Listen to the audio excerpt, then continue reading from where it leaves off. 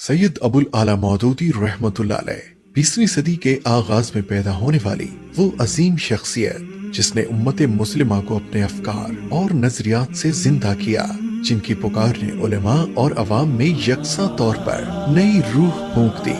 उम्मत मुस्लिमा जो खिलाफत उस्मानिया के जवाल के बाद तकसीम दर तकसीम होकर रूबा जवाल थी, उसे फिर से उठने और अपने उरूज पर पहुंचने की लगन अता की। मुसलमान कौम को उसके असल फर्ज यानी निफाज़ दीन की याद दहानी करवाई। सैयद मौदूदी कहते हैं, मुसलमान उस कौम का नाम है जो एक मिशन अपना दुनिया में रखती है।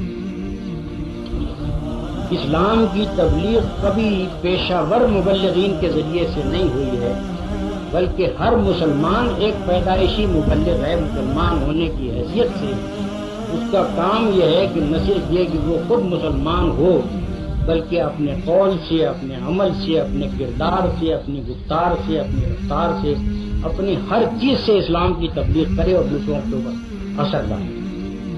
कि मुसलमानों की निजात अगर है तो वो इसमें है कि वो फिर एक मुबल्लिग कौम की हैसियत तैयार करें, महज मुस्लिम कौम की हैसियत से। सैयद मौदूदी ने मुसलमानों को यूरोपी तहजीब से मुतासिर होने की बजाय दीन इस्लाम पर फख्र करना सिखाया और पूरी कुव्वत से मगरबी तहजीब की खराबियों को जदीद तालीम याफ्ता जहन के सामने वाजे करके इस्लामी तहजीब की बरतरी को साबित किया।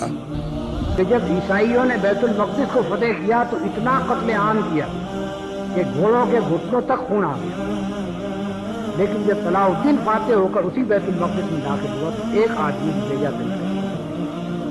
सिवाय उन लोगों के जो लड़कर खत्म हुए थे।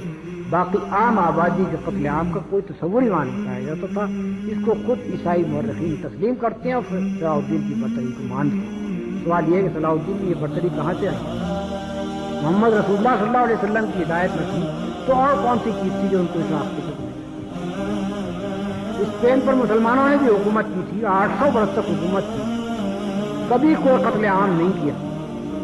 लेकिन जब ईसाई स्पेन में दाखिल हुए तो मुसलमानों का कत्ले आम भी किया और वे डरे उनको मुल्क से तकरीबन 30 लाख आदमियों को मुल्क से निकाला। दोनों का फर्क आप देखते हैं, किस चीज का नतीजा है? मुसलमानों के से जो अखलाक जाहिर हुए वो मोहम्मद रसूलुल्लाह सल्लल्लाहु अलैहि वसल्लम की हिदायत की बदौलत थे। ईसाइयों से जो अखलाक जाहिर हुए वो इस वजह से जाहिर हुए कि उनके बाद हजरत ईसा अलैहिस्सलाम की तालीम महफूज और सही तरीके से पहुंची नहीं। सैयद मौदूदी ने नबी आखिरुज़्ज़मा मोहम्मद मुस्तफ़ा सल्लल्लाहु अलैहि वसल्लम की ज़ात करामी को दुनिया की वाहिद और आखिरी शख्सियत बताया, जिनकी जिंदगी को मशाले राह बनाकर न सिर्फ मुसलमान बल्कि तमाम इंसान कामयाबी हासिल कर सकते हैं। हमारे लिए अगर हिदायत है तो सिर्फ मोहम्मद रसूलुल्लाह सल्लल्लाहु अलैहि वसल्लम की सीरत और उनकी दीवी, उनकी लाई हुई किताब और उनकी सुन्नत में हिदायत है। बाकी न दुनिया में कोई कदीम शख्सियत ऐसी है, न इस जमाने की शख्सियत ऐसी है, न पिछली सदी की ऐसी है, न इस सदी की ऐसी है जिसके पीछे हम चले और जिसकी दीवी रहनुमाई को हम कबूल करें और जिसकी किताब को हम लिए फिरें कि ये हमारे लिए हिदायत है। सैयद मौदूदी रहमतुल्लाह अलैह ने दीन इस्लाम का गहरा मुताला किया, फिर बाकायदा मुनज़्ज़म अंदाज से दावत दीन के काम का आगाज किया। उस वक्त हालात ये थे कि बर्रे सगीर के मुसलमान उमूमी तौर पर, जबकि उम्मत मुस्लिमा खुसूसी तौर पर मायूसी और नाउमीदी के घेरे में थी। बर्रे सगीर के मुसलमान चंद इबादात और वज़ाइफ को ही मुकम्मल दीन समझ बैठे थे। इस्लाम को बस मदारिस और खानकाहों का दीन समझा जाता था।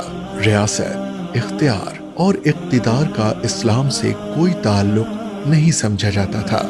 सैयद मौदूदी कहते हैं, इस्लाम दरअसल इसलिए दुनिया में नहीं आया है कि हुकूमत कुफ्र की हो और मुसलमान उसके अंदर कुफ्र के मातहत जिम्मी बनकर रहे।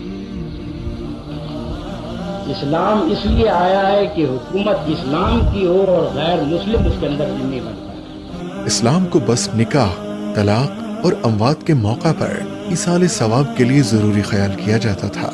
एक तरफ खानकाहों में नजर, न्याज और वज़ाइफ के जरिए सुकून तकसीम होता था, दूसरी तरफ मदारिस में इल्म दीन सिखाया तो जरूर जाता था, लेकिन वो दीन के अमली इतलाक से बिल्कुल नाबल्द थे। बदकिस्मत हैं वो लोग کہ جو مسلمانوں کے گھروں میں پیدا ہوئے، جن کے پاس قرآن موجود ہے، جن کے پاس رسول اللہ صلی اللہ علیہ وسلم کی سیرت موجود ہے، اور وہ ہدایت کے لیے ڈھونڈتے پھرتے ہیں دنیا میں دوسرے لوگوں کو جن کے پاس نہ کوئی ہدایت الہی تھی اور نہ کوئی کتابیں منی۔ سید مودودی نے اسلام کی اصل غایت کو پوری جرت کے ساتھ بیان کیا اور مسلمانوں کو بتایا کہ اسلام در حقیقت دنیا میں اللہ کا نظام قائم کرنے کے لیے آیا ہے۔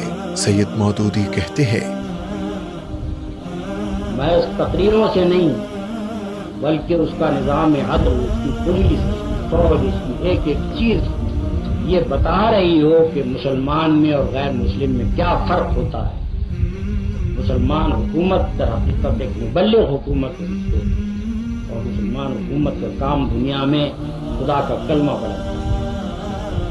سید مودودی نے حکمرانوں کے سامنے اسلامی حکومت کے فرائض کو واضح کیا اور مسلمان حکمرانوں کو ان کی اصل ذمہ داریوں سے آگاہ کیا اور کہا، اسلامی حکومت فقط ملک کا انتظام چلانے کے لیے نہیں ہے، اسلامی حکومت اس لیے ہے کہ وہ اپنے عدل اور انصاف سے، اپنی دیانتداری سے، اپنے نیک طرز عمل سے تمام دنیا کے سامنے اسلام کی صداقت کی تقریر، محض تقریروں سے نہیں بلکہ اس کا نظام عدل، اس کی پولیس، اس کی فوج، اس کی ایک ایک چیز یہ بتا رہی ہو کہ مسلمان میں اور غیر مسلم میں کیا فرق ہوتا ہے۔